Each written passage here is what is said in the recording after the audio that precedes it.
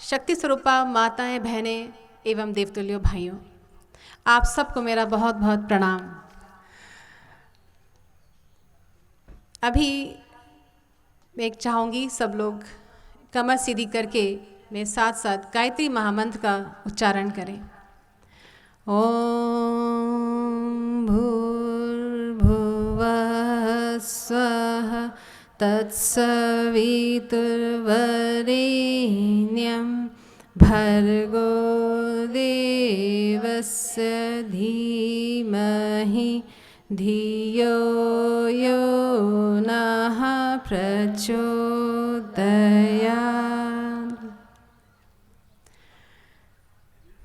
अभी मैंने आप सभी बहनों की उपलब्धियां सुनी। इतनी कर्मठ बहनें, इतनी सक्रिय बहनें छत्तीसगढ़ में मैंने देखी। आप सब के लिए बहुत ज़ोरदार तालियां बजनी चाहिए। इतनी शानदार उपलब्धियां कि दिल प्रफुल्लित हो गया।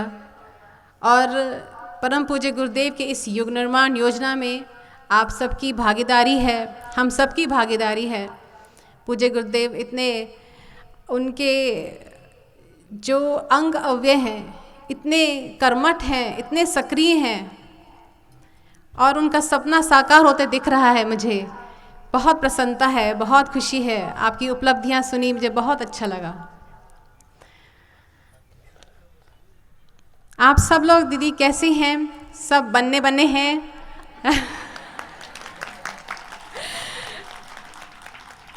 आप सबको झलना देख के मोला बहुत खुशी लगा थे।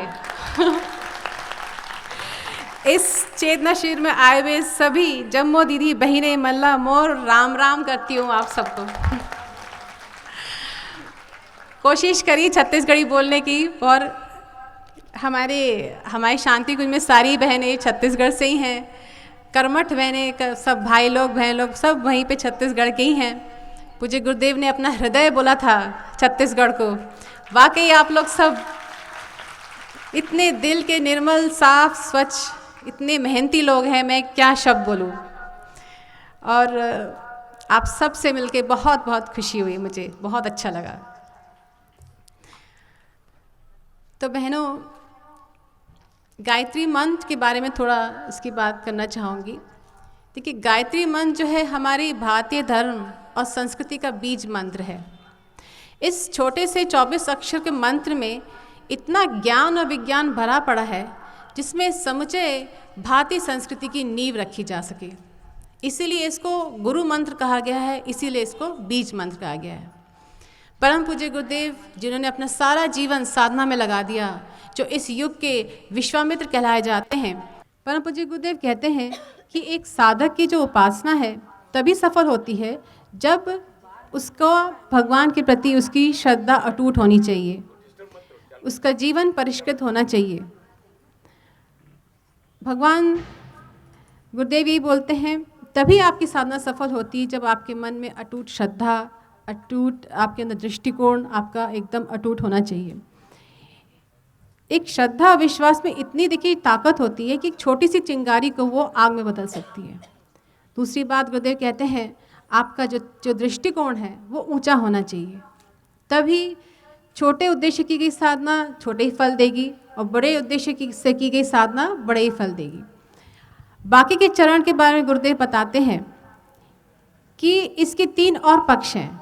पहले है आस्तिकता अर्थात अटूट श्रद्धा, दूसरा है आध्यात्मिकता अर्थात परिष्कृत जीवन, तीसरा है धार्मिकता अर्थात ऊंची सोच, ऊंचा दृष्टिकोण। तो यदि हमारे पर अंदर ये सब चीज़ें हैं तो ही हमारी साधना सफल होती है। आप जप करते जाइए, माला करते जाइए और मन में अलग भाव चलता रहे तो आपकी साधना सफल नहीं होगी। कई बहनें पूछती हैं मुझसे, दीदी हम तब से साधना कर रहे हैं, इतने साल हो गए लेकिन हमारी साधना सफल नहीं हुई, क्या कारण है? तो कुछ ना कुछ कमी हमारे अंदर ही है, इसी वजह से हमारी साधना सफल नहीं होती।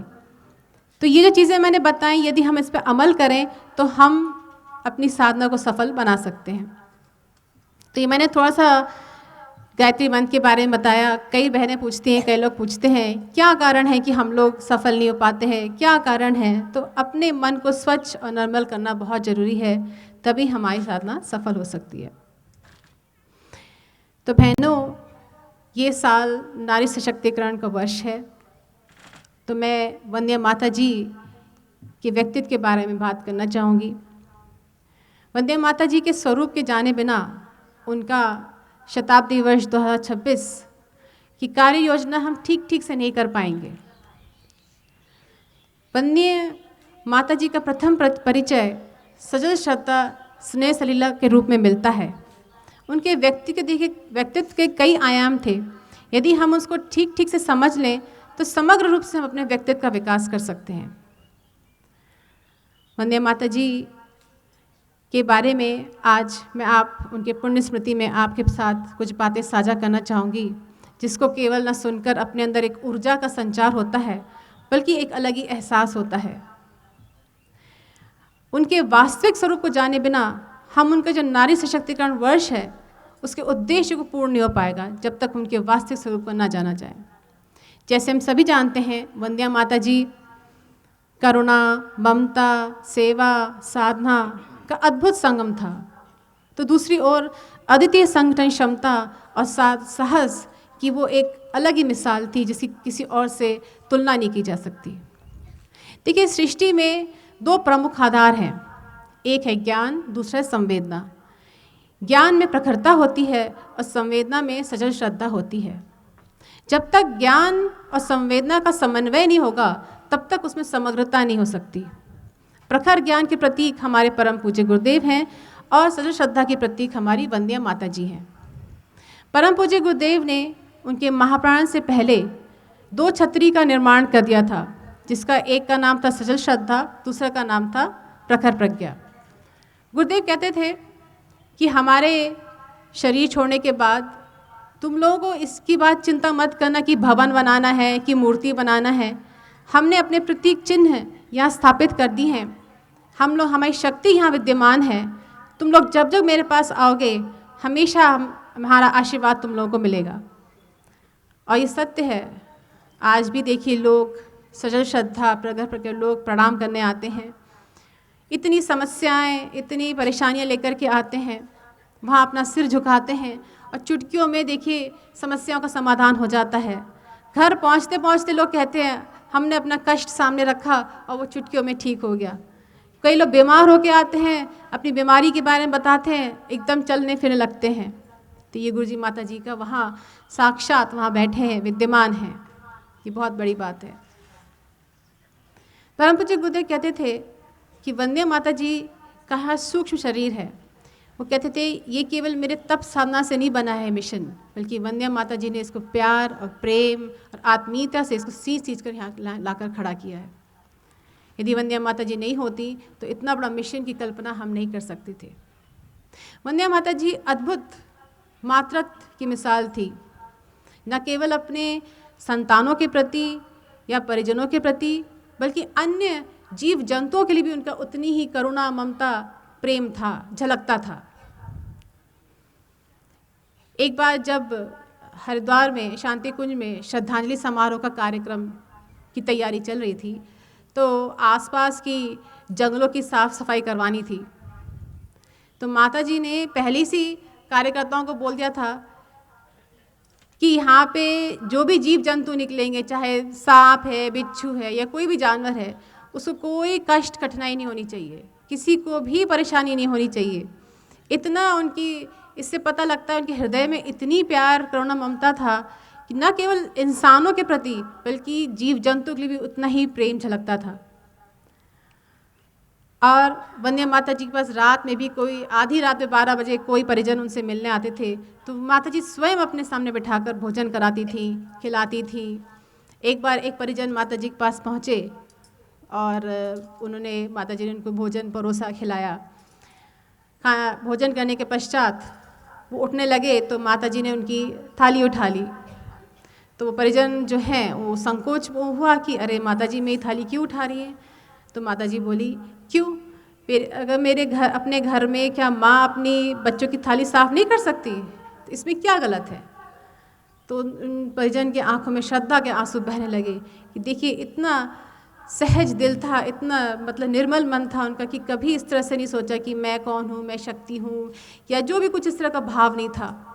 सहज दिल से माता जी बिल्कुल सबकी ध्यान रखती थी और प्यार बांटती थी। तो वंदे माता जी जगत जननी माँ थी। एक बार एक परिजन ने उनसे पूछा कि क्या माँ आप हमसे परिचित हैं, क्या मुझे आप अच्छे से जानती हैं, पहचानती हैं?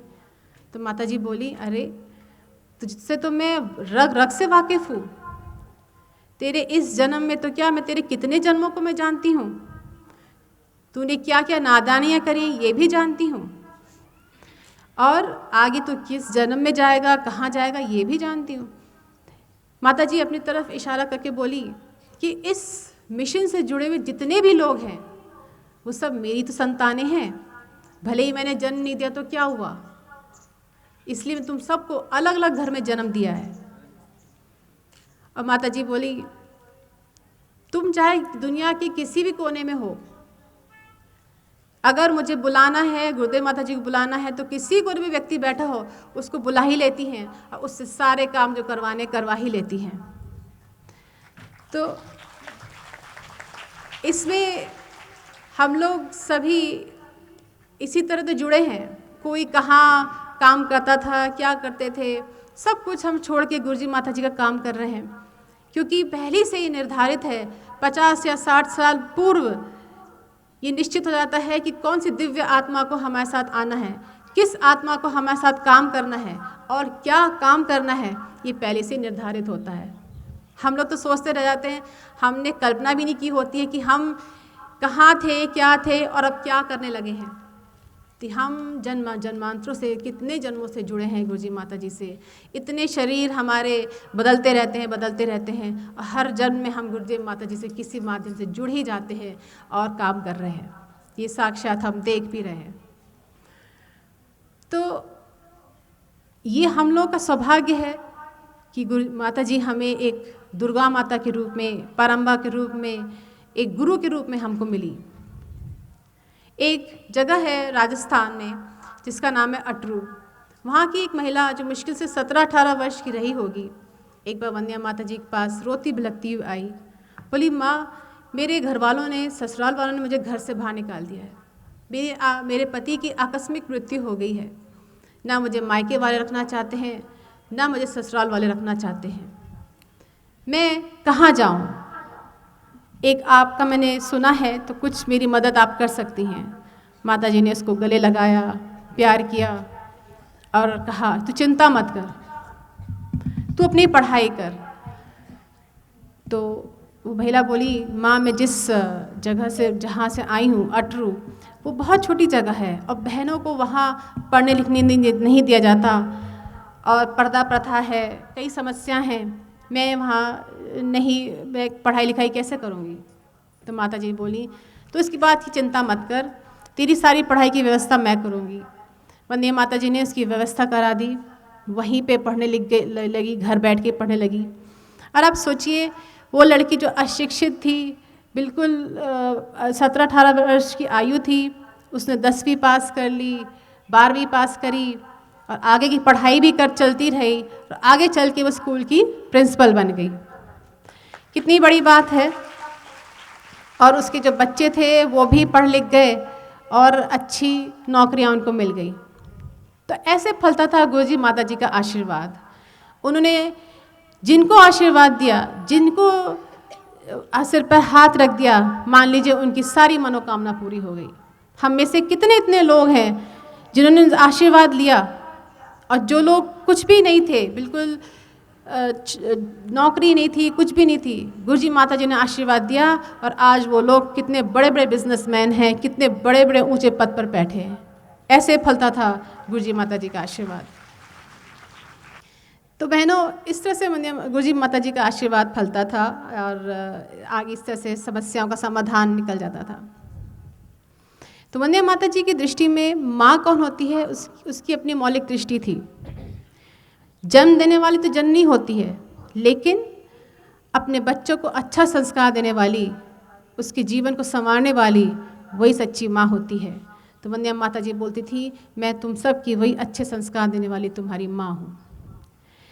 तो बहनों, ये एक पक्ष था, एक रूप था वंदे माता जी का जीवन का, जो मैंने आपको बताया। दूसरा रूप वो था जिसमें उन्होंने इस संगठन को एक डोर में बांधकर आत्मीयता और प्रेम के साथ उन्होंने बांध के रखा, सबके जोड़ के रखा और इस मिशन को आगे बढ़ाया। जब वंदे माता जी गुरुदेव से विवाह करके उनकी संगनी बन करके आईं, उनके व्यक्तित्व में और इस मिशन में के काम में वो सब एकदम से घुल मिल गईं और सब कुछ उन्होंने अपना न्यौछावर कर दिया। जब परम पूज्य गुरुदेव साधना के लिए अपने हिमालय की यात्रा पर निकल जाया करते थे, तो उन्होंने तब उस समय वंदे माता जी को सारा कार्यभार उनके कंधों पर सौंप दिया। वंदे माता जी मुश्किल से 17-18 वर्ष की थी। इतनी कम आयु में उन्होंने इतना बड़ा कार्यभार संभाला। और वो जहाँ वो रहते थे वो छोटी सी जगह थी, इतनी जगह नहीं थी, मथुरा की बात कर रही हूँ मैं, छोटी जगह थी और इतनी कम स्पेस में उन्होंने इतना कुछ कार्यभार संभाला हुआ था। आप सोचिए, अखंड ज्योति पुस्तिका जो थी वो घर के बने कागज़ पे बनती थी, घर पे ही कागज़ को कूटती थी, गलाती थी, सुखाती थी और उसी कागज़ से फिर वो अखंड ज्योति पत्रिका छपती थी। इतने सारे काम वहाँ होते रहते थे। उसके बाद उसका डिस्पैच होना, सारे काम वंदे माता जी देखती थी। घर गृहस्थी का काम संभालती थी, बच्चों को देखती थी और अन्य परिजन लोग सब लोग आते थे, उनको मार्गदर्शन देना, अन्य ऐसे पीड़ित लोग भी आते थे, उनको देखना, सारा कार्यभार संभालती थी। कुछ लोग तो ऐसे भी थे जो कहते थे कि हमारे मतलब रिश्तेदार थे कि हमारे बच्चा बिगड़ गया है तो माता जी आपके पास हम छोड़ के जा रहे हैं, आप इसको संभालिए, इसको मार्गदर्शन दीजिए। ऐसे भी लोग थे। तो कहने का मतलब है कि इतनी छोटी सी जगह में वंदे माता जी ने इतना कुछ संभाल रखा था और जो लोग वहाँ रहते थे उनसे भी माता जी काम कराती थी और हर एक को उनकी मेहनत के लिए, परिश्रम के लिए एक आना दिया करती थी। तो एक आने के प्रलोभन में लोग जुड़ जाया करते थे और इस तरह से वंदे माता जी का काम हो जाया करता था। तो मूल बात यह है, कहने का अर्थ ये है कि छोटी सी जगह और छोटी सी जगह में वंदे माता जी ने वो काम करके दिखाया जिसको कहते हैं संगठन क्षमता का परिचय। यदि वंदे माता जी नहीं होती तो आज इतना बड़ा संगठन नहीं खड़ा हो पाता। तो अब देखिए, परम पूज्य गुरुदेव जो थे 24 लाख के 24 महापुरुषों की साधना करके जब अपने ऊपर वाले कमरे से नीचे उतरते थे तो इनकी आंखों में इतना तेज, इतना प्रकाश होता था कि किसी में इतनी सामर्थ्य नहीं होती थी कि उनको सीधे आंख से आंख मिलाकर के देख सके। गुरुदेव जो भी काम करते थे बहुत स्पीड में काम करते थे। लेखन का काम है तो बहुत जल्दी जल्दी लिखते थे कि एक एक पन्ना, दो दो पन्ने फटाफट एक किताब लिख जाते थे कुछ ही मिनटों में। इतनी स्पीड हुआ करती थी। तो उनके सारे काम बहुत स्पीड में होते थे। तो जो लोग उनके साथ रहते थे उनसे भी उपेक्षा होती थी कि वो भी ऐसी काम करें, जल्दी काम करें। और यदि कोई नहीं कर पाता था तो गुरुदेव थोड़े नाराज़ भी होते थे। तो ऐसे में वंदे माता जी अपनी ममता लुटाती थी, करुणा लुटाती थी, प्यार लुटाती थी और सब कुछ इतना नॉर्मल कर देती थी, कुछ ऐसा हुआ ही नहीं। और आज भी लोगों की स्मृतियों में है कैसे वंदे माता जी ने लोगों को भोजन खिलाकर, चाय पिलाकर या खाना खिलाकर कैसे कैसे लोगों को जोड़ के रखा। आज भी ऐसे कई लोग होंगे जो वंदे माता जी के साथ इस तरह से उस समय से जुड़े हैं और उनके साथ रहे हैं। बहुत सौभाग्यशाली लोग हैं। तो हम में से मैं यही कहूँगी, हम सभी लोग बहुत सौभाग्यशाली हैं कि हमें गुरु के रूप में, माँ के रूप में गुरुजी माता जी का प्यार मिला, आशीर्वाद मिला। ऐसे लोग विरले लोग कहलाते हैं जिनको गुरु का सानिध्य मिलता है, माँ का सानिध्य मिलता है। कुछ लोग होते हैं जिनको केवल गुरु का साथ मिलता है, कुछ लोग होते हैं जिनको केवल माँ का सानिध्य मिलता है, लेकिन हम लोगों को दोनों गुरु और माँ का साथ मिला। ये हम लोग का सौभाग्य है। जब माता जी जब आवलखेड़ा आई, जब उन्होंने परम पूज्य गुरुदेव का कांतिमय जीवन देखा, वहाँ रहकर उन्होंने देखा कि बहनों की जो स्थिति है ठीक नहीं है, दुर्दशा देखी। वहाँ देखा कैसे दहेज की आड़ में लोग बहनों को जलते देखा, अशिक्षा के ढेर के नीचे परिवार को डूबते देखा, अनेकों कुरीतियाँ, अनेकों समस्याएं देखी। वहाँ से वंदे माता जी ने नारी जागरण आंदोलन का शंखनाद किया। नारी जागरण आंदोलन का उद्देश्य यही था कि नारियाँ जागें, आगे बढ़ें, पुरुषों से कंधे मिला करके चलें, ये इसका उद्देश्य था। और हम नारीजन का व्रत वृक्ष देख ही रहे हैं, कितनी रचनात्मक कार्य हमारी गायत्री परिवार की बहनें कर रही हैं। ये सब गुरु जी माता जी का पुरुषार्थ रहा। माता जी जब गुरुदेव ने तपोभूमि के निर्माण की बात सोची तो उस समय पैसों का अभाव था। तो वंदे माता जी ने अपने सारे जेवर, आप सोचिए अभी विवाह करके जो आया है वे सारे जेवर पूज्य गुरुदेव के चरणों में समर्पित कर दिए। आज जो तपोभूमि है वंदे माता जी की ही जो जेवर उन्हें समर्पित किए थे उसी से वो तपोभूमि बना और शक्तिपीठ बना। तो माता जी, वंदे माता जी करुणा की मूर्ति थी। उस समय शांति कुंज के जब छोटा सा था तो इतनी आबादी नहीं थी, और देखिए इतनी साहस था उनमें कि कुछ देव कन्याओं के साथ और कुछ कार्यकर्ताओं के साथ वो अकेली रहती थी और आश्रम को संभालती थी। और आसपास आप सोचिए ऐसे जंगली जानवर विचरण करते थे, लेकिन माता जी का साहस देखिए, बिल्कुल निडर होके वो सब कुछ संभालती थी, सब कुछ देखती थी। आज भी ऐसे देव कन्या होंगी जो बताएंगी कैसे कैसे वहाँ हाथी, कभी सांप, पता नहीं क्या क्या जानवर ऐसे आते थे, लेकिन माता जी वहाँ बहुत बखूबी सब कुछ संभाला। तो बहनों, वंदे माता जी का जैसे चौके का भोजन है वो शक्ति संप्रेषण का समर्थ माध्यम है। वहाँ पे ऐसे चमत्कार देखने को मिले, जो भी उस भोजन को ग्रहण करता है अनेकों लोगों की देखिए बीमारियाँ दूर हो गई। अनेक लोग ऐसे हैं जिनकी समस्याओं का निवारण हो गया सिर्फ भोजन करने से। इतना आशीर्वाद उनके भोजन में है, और वो लोग सक्रिय कार्यकर्ता बन गए और गुरु जी माता जी से जुड़ गए। तो वंदे माता जी के कितने किस्से कहानियां हैं कि सुनते सुनते रोंगटे खड़े आते हैं, कैसे माता जी ने इस मिशन को खड़ा किया, एक अभिभावक के रूप में, एक पिता के रूप में, एक संस्थापक के रूप में इस मिशन को उन्होंने खड़ा किया। गुरुदेव के महाप्राण के बाद वंदे माता जी ने अनेकों अश्वमेधिक श्रृंखलाएँ करी, उसका काफ़ी प्रभाव पड़ा और देश विदेश से लोग करोड़ों संख्या में जुड़ते चले गए। और आज उन्हीं का ये तपस्या का फल है जो हम देख रहे हैं, विश्व भर में इतने सारे लोग जुड़े हुए हैं, करोड़ों लोग गायत्री परिवार उन्हीं की इस अश्वमेधिक श्रृंखलाओं के बाद जुड़ते चले गए और गायत्री परिवार का नाम बढ़ता चला गया। माता जी कहती थी कि जो मेरा सूक्ष्म शरीर है वो तप में संलग्न है और मेरा जो स्थूल शरीर है वो सेवा कार्य में लगा रहता है। तो वंदे माता जी देखिए महाशक्ति थी, माँ दुर्गा का रूप थी, उनके अंदर अनेकों शक्तियों का वहाँ उसमें समाहित थी। इनके जीवन में अनेकों कष्ट कठिनाइयाँ आईं, परेशानियाँ आईं, लेकिन माता जी हिम्मत नहीं हारी और डट कर सबका सामना करती ही रही। गुरुदेव उनको सर्वसहा कह लगे थे, और जो भी कष्ट कठिनाई उनके जीवन में आई उनने हंसी हंसी खुशी खुशी उसको झेलती चली गई, लेकिन कभी उफ तक नहीं करी। इसलिए गुरुदेव उनको कष्ट सहिष्णु भी कहते थे, जो हंस हंस के मुस्कुरा के उन्हें सारी समस्याओं का जो भी कठिनाइयाँ आई उनको झेलती रही। उन्होंने अनेकों तपस्याएं, कठिन तपस्या करी, जिसका एक पूरा ग्रंथ लिखा जा सकता है। उसी तप की वजह से जितनी भी कठोर समस्या, जो भी परेशानियाँ उसको झेलती चली गई, लेकिन हिम्मत नहीं हारी। गुरुदेव के महाप्राण से पहले उन्हें कुछ अपने कार्यकर्ताओं के लिए कुछ संदेश दिया था कि हमारा हर एक कार्यकर्ता जो है अर्जुन की तरह, हनुमान की तरह, एकलव्य की तरह काम करे, अपनी जिम्मेदारियों को खूब अच्छे से निभाए, और हमें एक ब्राह्मण बीज चाहिए जो अपनी सादगी भरा जीवन जी सके। और इस मिशन के लिए गुरुदेव माता जी के लिए समर्पित भाव से काम करें, अपनी कमियों को निकालने में कभी पीछे ना हटे। ये गुरुदेव अपने महाप्राण से पहले संदेश देकर के गए थे। माता जी अंत में कह के गई कि गुरुदेव ने ये वृक्ष जो लगाया है कभी सूखने ना पाए, इसको हम सब हिम्मत और दिलेरी के साथ आगे बढ़ाते रहें, और कभी ये ना हो, परेशान ना हो कि अरे हमारे साथ कोई खड़ा नहीं है। माता जी कहती थी मैं हमेशा तुम लोग साथ खड़ी हूँ।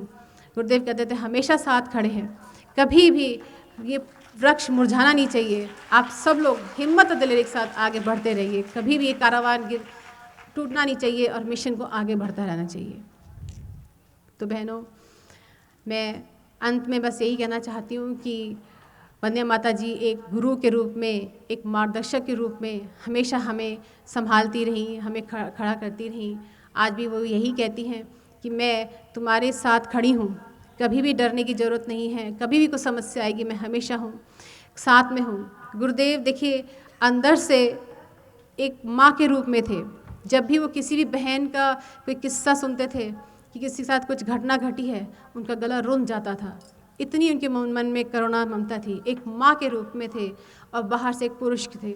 ऐसी वंदे माता जी अंदर से साहसी और कठोर थी और एक पुरुष के रूप में थी और बाहर से एक माँ के रूप में थी। तो इस शताब्दी वर्ष 2026 में हम वंदे माता जी के जीवन से कुछ प्रेरणा ले सकें, कुछ ग्रहण कर सकें, यही हमारी सबसे बड़ी श्रद्धांजलि होगी 2026 के लिए। इन्हीं शुभकामना के साथ मैं आप सबको बहुत बहुत धन्यवाद देती हूँ। बहुत हमारे YouTube चैनल शांति कुंज वीडियो गायत्री परिवार को सब्सक्राइब करें एवं बेल आइकन जरूर दबाएं ताकि गायत्री परिवार की विभिन्न गतिविधियों की जानकारी आपको मिलती रहे।